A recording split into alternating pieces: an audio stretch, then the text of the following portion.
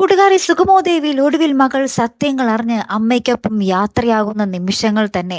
അതേ കൂട്ടുകാരെ, വളരെ വേദനാജനകമായിട്ടുള്ള ഒരു മുഹൂർത്തങ്ങൾ തന്നെയാണ്. നമ്മുടെ ചന്ദ്രമതിക്ക് ആ ഒരു സത്യം അറിയാൻ താൻ ജന്മം കൊടുത്ത മോളല്ല എന്നുള്ളത് നമ്മുടെ തനുജയ്ക്കും അറിയാം.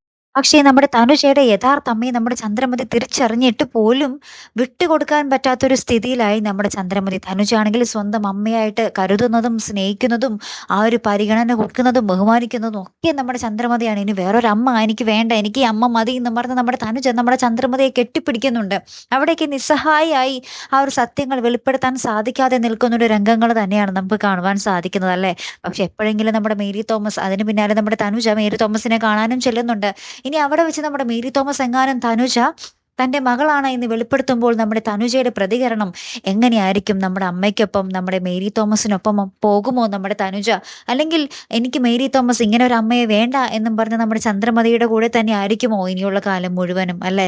കാത്തിരുന്ന് തന്നെ കാണാട്ടോ. എന്തായാലും വളരെ നിർണായകമായിട്ടുള്ള ഒരു മുഹൂർത്തങ്ങൾ തന്നെയാട്ടോ വരാൻ പോകുന്നത്. നമ്മുടെ സിദ്ധാർത്ഥന്റെ ആ ഒരു കേസിനോടൊപ്പം തന്നെ വിധി വരുന്ന ഒരു കാര്യം കൂടി ആയിരിക്കും നമ്മുടെ തനുജയുടെ കാര്യവും, അല്ലെ? കാത്തിരുന്ന് തന്നെ കാണാൻ. അടുത്തൊരു വീഡിയോയുമായി വരുന്നത് വരയ്ക്കും ഗുഡ് ബൈ.